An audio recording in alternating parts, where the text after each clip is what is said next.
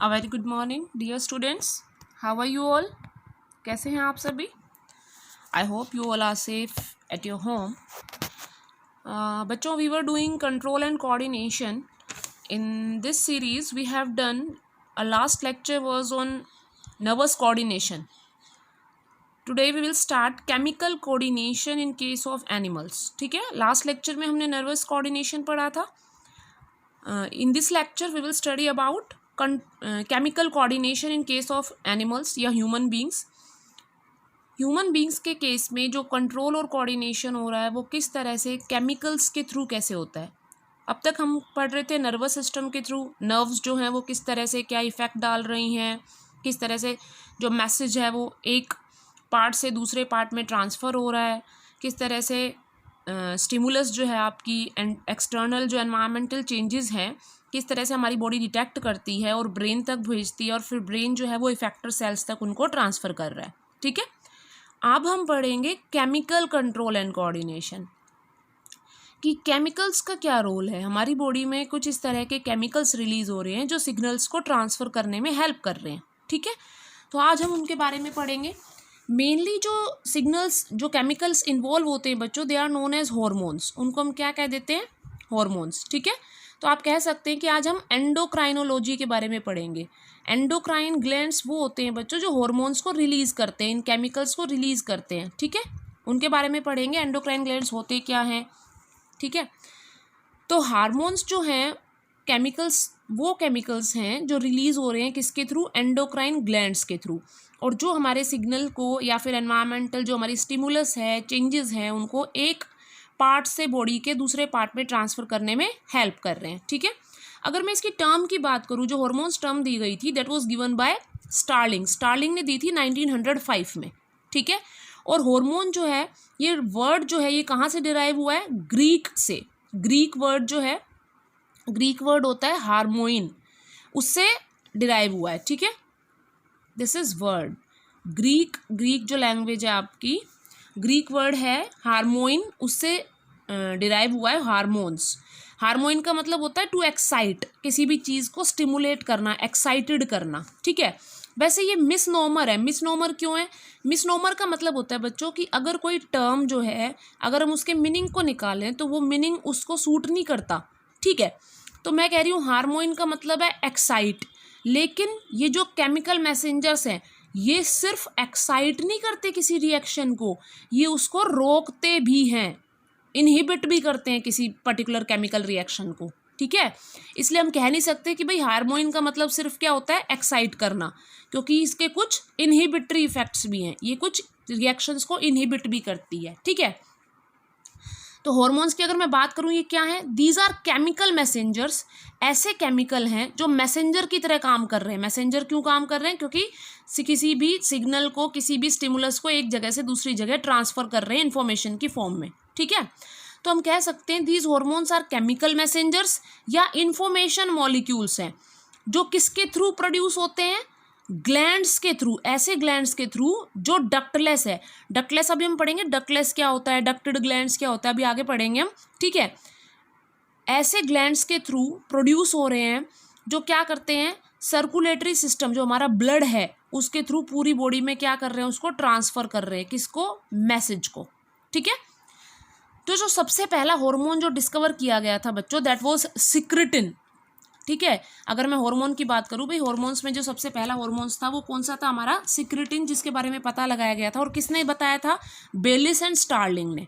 ठीक है, ये जो टर्म जो है हार्मोन ये तो दी थी स्टार्लिंग ने 1905 में, लेकिन पहला जो हार्मोन है जो डिटेक्ट किया गया था वो 1902 में ही डिटेक्ट कर लिया गया था, दैट वाज सिक्रेटिन। ठीक है, और टर्म किसने दी, स्टार्लिंग ने 1905 में। ठीक है, और जो आर्टिफिशियली आइसोलेट किया गया था हार्मोन, जो देखो ये तो सबसे पहले डिस्कवर किया गया सिक्रेटिन, और जिसको आइसोलेट किया गया, निकाला गया, वो हार्मोन कौन सा था, इंसुलिन। और ये किसने किया था ये काम, बेंटिंग एंड मैक्लोइड। कहाँ से निकाला गया इंसुलिन, इंसुलिन प्रोड्यूस होता है बच्चों पैंक्रियाज में। ठीक है, किसकी पैंक्रियाज से आइसोलेट किया गया था, डॉग की पैंक्रियाज से। समझ में आ गई बात। ठीक है, जो टर्म जो है वो स्टार्लिंग किसने दी थी, हार्मोन टर्म किसने दी थी, स्टार्लिंग ने 1905 में। लेकिन जो पहला हार्मोन डिस्कवर किया गया था that was secretin by Bayliss and Starling in 1902, ठीक है। और ये तो डिस्कवर किया गया, और आइसोलेट निकाला कौन सा हार्मोन गया था सबसे पहले? पैंक्रियाज से हार्मोन निकाला गया था, डॉग की पैंक्रियाज से। क्या नाम था उसका हार्मोन का? इंसुलिन। किसने किया ये काम? बेंटिंग और मैक्लॉइड ने, ठीक है। इन एंडोक्राइन ग्लैंड्स को और इन हार्मोन्स की स्टडी को हम क्या कह देते हैं? एंडोक्राइनोलॉजी, ठीक है। लॉजी होता है मतलब स्टडी, किसकी? एंडोक्राइन ग्लैंड्स की। और फादर ऑफ एंडोक्राइनोलॉजी कौन कहलाते हैं बच्चों? थॉमस एडिसन, ठीक है। अब हम इसकी कुछ प्रॉपर्टीज़ की बात करेंगे कि भाई हार्मोन्स एक्चुअली है क्या। आप कह रहे हैं केमिकल मैसेंजर है, लेकिन इनका नेचर क्या होता है, किसके बने होते हैं ये? तो पहला तो सबसे पहले यही हो गया कि इनको प्रोड्यूस करने वाला कौन है? एंडोक्राइन ग्लैंड्स, ठीक है। कहाँ रिलीज होंगे ये? ब्लड में। ये केमिकल्स एंडोक्राइन ग्लैंड्स के थ्रू कहाँ रिलीज हो जाते हैं? ब्लड में, और फिर ब्लड के थ्रू ही पूरी बॉडी में ट्रांसफर होते हैं, ठीक है। एक्ट ऑन स्पेसिफिक सेल्स, अगर मैं इनकी स्पेसिफिसिटी की बात करूँ, टारगेट सेल्स की बात करूँ, भाई कहाँ जाके एक्ट हो रहे हैं, तो ये स्पेसिफिक होते हैं अपने फंक्शंस में। एक पर्टिकुलर हार्मोन एक पर्टिकुलर ग्लैंड से ही रिलीज होगा और एक पर्टिकुलर सेल पे ही एक्ट करेगा, ठीक है। कहाँ एक्ट करते हैं? जहाँ ये सिंथेसाइज होंगे, जहाँ ये प्रोड्यूस होंगे, उससे थोड़ा सा दूर, ठीक है। इनका जो मॉलिक्यूलर वेट होता है, they are not heavy, high molecular weight नहीं होता इनका, बहुत लो मॉलिक्यूलर वेट होता है। और अगर मैं बात करूँ कि कितनी अमाउंट में इनकी रिक्वायरमेंट होती है, तो वो भी बहुत कम, ट्रेस अमाउंट, ट्रेस होता है बहुत कम अमाउंट में इनकी रिक्वायरमेंट होती है। तो इनकी जो कंसंट्रेशन होती है वो भी कैसी होती है? कम होती है। लो मॉलिक्यूलर वेट हो गया, इतनी अमाउंट में इनकी रिक्वायरमेंट भी नहीं होती, तो कंसंट्रेशन भी इनकी कितनी होती है? लो, ठीक है। Second, it maintain homeostasis. Homeostasis होता है बच्चों बॉडी के टेम्परेचर को मेंटेन करना, ठीक है। तो आपको याद होगा हाइपोथैलेमस हमने पढ़ा था, हाइपोथैलेमस पढ़ा था ब्रेन में, जो कि क्या कर रहा था? थर्मो रेगुलेशन का काम कर रहा था, टेम्परेचर को मेंटेन कर रहा था। तो जो हॉर्मोन्स हैं जो कि हाइपोथैलेमस से रिलीज होंगे, वो क्या करते हैं? टेम्परेचर को मेंटेन करते हैं, ठीक है। अगर इनकी डेफिशिएंसी हो जाए बॉडी में या इनकी एक्सेस हो जाए, तो वो दोनों ही किसी ना किसी तरह का डिसऑर्डर कॉज करती है, हार्मफुल होती हैं बॉडी के लिए, डिजीज कॉज करती हैं, ठीक है। तो ये कुछ प्रॉपर्टीज थी हॉर्मोन्स की। अब हम पढ़ेंगे ग्लैंड्स के बारे में। ग्लैंड्स एक्चुअली है क्या? अभी मैं बार बार बोल रही थी कि भाई हार्मोन्स जो हैं they are secreted by endocrine glands, endocrine gland. तो एक्चुअली ये ग्लैंड्स होते क्या हैं, ठीक है। कोई भी सेल, टिश्यू या ऑर्गन, ठीक है, कोई भी सेल, टिश्यू या ऑर्गन जो एक पर्टिकुलर तरह का कोई सिक्रीशन कर रहा हो, और वो सिक्रीशन, जो सिक्रीशन किसका? केमिकल्स का ही कर रहा होगा, वो सिक्रीशन एक पर्टिकुलर फंक्शन परफॉर्म करे, तो वो क्या कहलाते हैं? ग्लैंड्स। तो सेल हो गया, टिश्यू हो गया, ऑर्गन हो गया, ये कोई सिक्रीशन कर रहे हैं, कुछ सिक्रीट कर रहे हैं, और ये उनका जो सिक्रीशन है वो पर्टिकुलर फंक्शन परफॉर्म कर रहा है, तो ये क्या कहलाते हैं? ग्लैंड्स, ठीक है। अब ये ग्लैंड्स जो होते हैं बच्चों, ये 4 टाइप के हैं, exocrine, endocrine, heterocrine and mixed organs, ठीक है। तो एक्सोक्राइन ग्लैंड्स क्या होते हैं? जो एक्सोक्राइन ग्लैंड्स होंगे बच्चों, वो अपना सिक्रीशन कहाँ पोर करते हैं? डक्ट में, ठीक है। दैट मीन्स उनको एक ट्यूब लाइक स्ट्रक्चर, एक डक्ट की रिक्वायरमेंट है अपना सिक्रीशन पोर करने के लिए, ठीक है। तो इसीलिए क्या कहलाते हैं? Ducted glands with duct. जैसे कि गैस्ट्रिक ग्लैंड हो गया आपका, मिल्क ग्लैंड हो गए, स्वेट ग्लैंड हो गए, ठीक है। स्वेट ग्लैंड हो गए जो स्वेट सिक्रीट करते हैं, सीबेशियस ग्लैंड जिनको आप बोलते हो, या ऑयल ग्लैंड्स होते हैं आपके जो फेस पे होते हैं, जो ऑयल का सिक्रीशन करते हैं, ठीक है। तो ये टीयर ग्लैंड्स हो गए जो टीयर का सिक्रीशन कर रहे हैं। इन सभी ग्लैंड्स को किसकी रिक्वायरमेंट होती है बच्चों? डक्ट की। या इसके अलावा हम एग्जांपल लिख सकते हैं सलाइवरी ग्लैंड्स, ठीक है। जो सलाइवरी ग्लैंड आपका माउथ में प्रेजेंट होता है, आपको याद होगा हमने डाइजेशन में पढ़ा था, जो डाइजेशन में हेल्प करता है। तो ये जो सलाइवरी ग्लैंड्स हैं, ये किस में हेल्प कर रहे हैं? डाइजेशन में। ये क्या करता है? सिक्रीट क्या करता है? सलाइवा। और वो सलाइवा किसके थ्रू मूव करता है? डक्ट के थ्रू, ठीक है। तो सलाइवरी डक्ट्स प्रेजेंट होती है माउथ में, जिसके थ्रू वो सलाइवा मूव कर रहा है। तो जो ग्लैंड्स अपना सिक्रीशन डक्ट में डाल रहे हैं, वो क्या कहलाते हैं? डक्टेड ग्लैंड्स, ठीक है। फिर आता है आपका एंडोक्राइन ग्लैंड्स। एंडोक्राइन ग्लैंड्स वो होते हैं बच्चों जिनमें डक्टलेस होते हैं, जो अपना सिक्रीशन डायरेक्ट कहाँ डालेंगे? ब्लड में, ठीक है। मान लो यहाँ कोई एंडोक्राइन ग्लैंड प्रेजेंट है, इसका सिक्रीशन कहाँ जा रहा है? ब्लड के अंदर। तो ब्लड के थ्रू इसका सिक्रीशन मूव करेगा, तो ये कहलाते हैं एंडोक्राइन ग्लैंड्स। और अगर कोई ग्लैंड डक्ट की हेल्प से अपना सिक्रीशन मूव करा रहे हैं, तो वो क्या कहलाते हैं? एक्सोक्राइन ग्लैंड्स, ठीक है। समझ में आ गई बात? इसमें एग्जांपल आ जाएगा आपका थायराइड ग्लैंड हो गया, पिट्यूटरी ग्लैंड्स हो गए, पढ़ेंगे इन ग्लैंड्स के बारे में हम अभी आगे। फिर आता है हेट्रोक्राइन ग्लैंड्स। हेट्रोक्राइन होते हैं जिसमें दोनों फंक्शन हो, एंडोक्राइन की तरह भी एक्ट करे और वो एक्सोक्राइन की तरह भी एक्ट करे। तो एंडोक्राइन तो कहाँ सिक्रीशन करेगा, ब्लड के अंदर। एक्सोक्राइन वाला पार्ट उसका कहाँ सिक्रीशन करेगा, डक्ट्स के अंदर। ठीक है, तो ये क्या कहलाते हैं, हेट्रोक्राइन ग्लैंड्स, जो दोनों फंक्शन परफॉर्म करे, एंडो भी और एक्सो भी। इसका बहुत अच्छा एग्जाम्पल है आपकी पैंक्रियाज। आपने सुना है पैंक्रियाज जो है पैंक्रिएटिक जूस सिक्रीट करती है, तो वो जो पैंक्रिएटिक जूस है वो तो पैंक्रिएटिक डक्ट के थ्रू मूव कर रहा है, तो वो इसका फंक्शन हो गया एक्सोक्राइन। दूसरा पैंक्रियाज सिक्रीट करता है हॉर्मोन्स, इंसुलिन, जो कि ब्लड के अंदर पोर होगा, तो वो क्या कहलाता है, इसका एंडोक्राइन फंक्शन। ठीक है, फिर एक और कैटेगरी आ जाती है, दैट इज मिक्स्ड।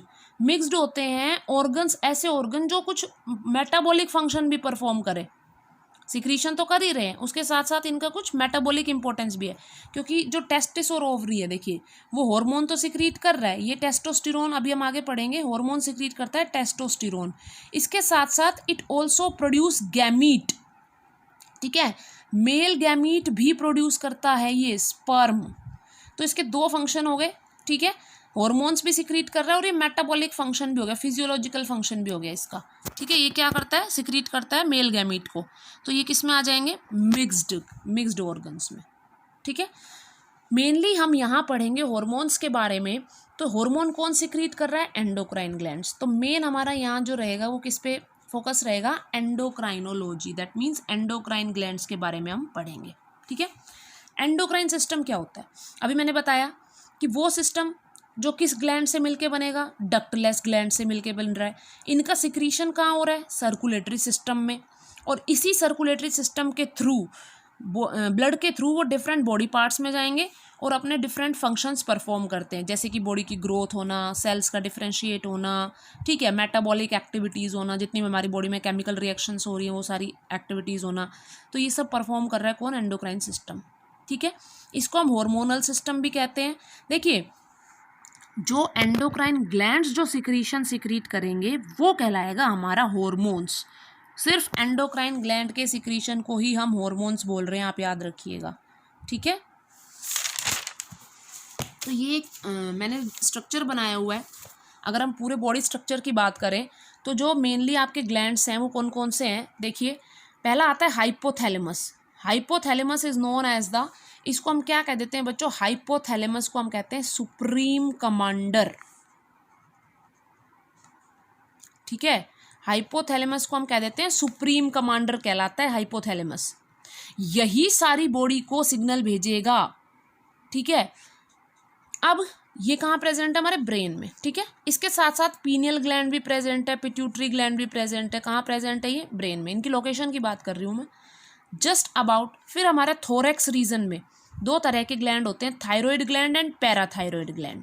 ठीक है, थायराइड ग्लैंड, थायरोक्स, आपको याद होगा थोरेक्स वाला जो रीजन होता है ये थोड़ा आगे प्रेजेंट होता है, और ये जो पैराथायराइड ग्लैंड्स होते हैं ये जस्ट थायराइड ग्लैंड के एंटीरियर, आगे और पीछे पेयर्ड फॉर्म में प्रेजेंट होते हैं, ये पैराथायराइड ग्लैंड। ठीक है, फिर आता है आपका थाइमस ग्लैंड।